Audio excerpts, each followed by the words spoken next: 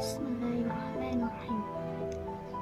Assalamualaikum warahmatullahi wabarakatuh. Alhamdulillah, alhamdulillahirabbil alamin, wa bihi nasta'inu ala umuri dunya wa din, wassalatu wassalamu ala asrofil anbiya'i wal mursalin wa ala alihi wasahbihi ajma'in, amma ba'd. Pada kesempatan kali ini saya akan sedikit menyampaikan tentang Ma'rifatul Insan atau pengenalan tentang manusia dalam rangka memenuhi tugas ETS mata kuliah Pendidikan Agama Islam. Untuk pengenalan manusia atau Ma'rifatul Insan, mari kita gali terlebih dahulu siapakah itu manusia dan dari manakah ia berasal. Manusia adalah salah satu makhluk yang diciptakan oleh Allah Subhanahu wa Ta'ala, yang derajatnya lebih tinggi dibandingkan dengan makhluk-makhluk Allah Subhanahu wa Ta'ala yang lainnya. Bahkan Allah Subhanahu wa Ta'ala memerintahkan kepada para malaikat untuk bersujud kepada Nabi Adam alaihi salam. Manusia pada hakikatnya tercipta dari tanah liat yang kering, sebagaimana yang dijelaskan dalam firman Allah dalam Quran surat Al-Isra ayat 28 yang berbunyi, A'udzubillahi minasyaitonirrajim, Bismillahirrahmanirrahim.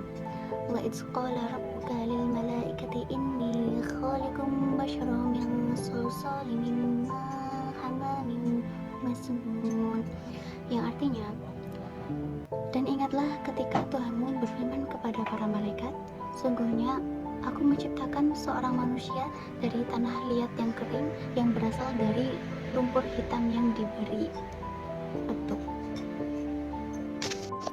Kemudian dari tanah liat tersebut ditiupkanlah ruh ke dalam jasad, sebagaimana firman Allah dalam Quran surat As-Sajdah ayat 9 yang berbunyi, A'udzubillahi minasyaitonirrajim, Bismillahirrahmanirrahim. Summa stawa'ahu wa na'u fihi min ruhi wa ja'alakum as-sam'a wal absara wal afida qalilan ma tashkurun, yang artinya kemudian dia menyempurnakan dan meniupkan ke dalamnya ruh ciptaannya, dan dia menjadikan bagi kami pendengaran, penglihatan, dan hati, tetapi kami sedikit sekali bersyukur. Quran surat As-Sajdah ayat 9. Manusia sesungguhnya terdiri dari 3 unsur.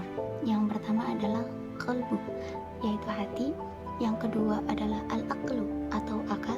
Yang ketiga adalah jasad, yang artinya kemudian dia menyempurnakan dan meniupkan ke dalamnya ruh ciptaannya, dan dia menjadikan bagi kami pendengaran, penglihatan, dan hati, tetapi kami sedikit sekali bersyukur. Quran surat As-Sajdah ayat 9. Manusia sesungguhnya terdiri dari 3 unsur. Yang pertama adalah qalbu, yaitu hati. Yang pertama adalah qalbu atau hati. Di dalam hati inilah terletak al-asmu, yaitu tekad, keputusan, niat, dan rencana yang bersumber dari keyakinan. Disinilah letak dari takwa itu berasal. Sebagaimana yang dijelaskan dalam sebuah hadis riwayat Bukhari dan Muslim, yang artinya, akan tetapi Allah memberikan kebebasan kepada manusia untuk memilih jalan, yaitu jalan yang lurus, yaitu jalan takwa, dan atau mau berbelok, yaitu jalan. Yang kedua adalah al-aqlu atau akal. Akal termasuk karunia Allah SWT yang terbesar bagi manusia, karena dengan akal inilah kemudian menjadi makhluk yang paling istimewa. Dengan akal itu manusia dapat memahami berbagai hal yang Allah SWT ajarkan kepadanya. Yang ketiga adalah jasad. Jasad adalah sebagai pelaksana apa yang diyakinkan oleh hati dan direncanakan oleh akal. Tanpa jasad, tekad dan pengetahuan hanya akan menjadi impian dan teori yang kosong. Lalu, untuk apa sebenarnya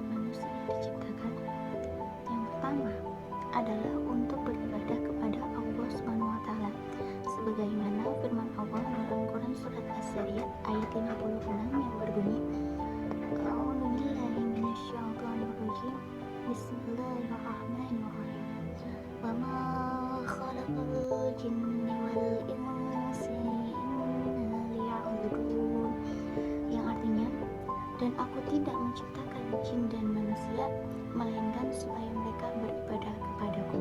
Quran Surat As-Zariyat ayat 56. Dan yang kedua adalah untuk menjadi khalifah atau pemimpin. Sebagaimana firman Allah, Bismillahirrahmanirrahim, wa idz qala rabbuka lil malaikatu ja'alni fil ardi khalifah. Sesungguhnya aku hendak menjadikan seorang khalifah di muka bumi. Di antara tugas khalifah fil ardi adalah menegakkan hak dan keadilan di muka bumi, membersihkan alam ini dari perbuatan najis, syirik, fasik, serta meninggikan kalimat Allah. Allah akan memperhatikan dan mencatat semua perbuatan manusia dalam melaksanakan tugasnya itu, apakah sesuai dengan yang diperintahkan Allah ataupun tidak. Berkenaan dengan dua amanah Allah itu, Allah telah menyiapkan al-jazaa, yaitu balasan bagi orang-orang yang telah memilih jalan ketaatan dan bagi orang-orang yang telah memilih jalan kemungkaran.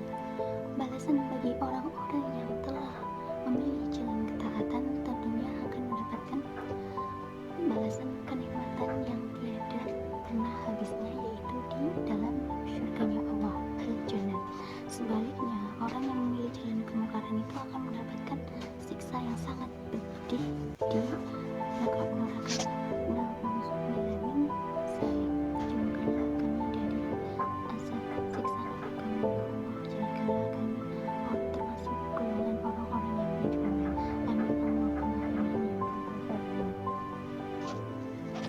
Cukup sekian yang dapat saya sampaikan, kurang dan lebihnya saya mohon maaf sebesar-besarnya. Saya akhiri dengan doa akhir majelis.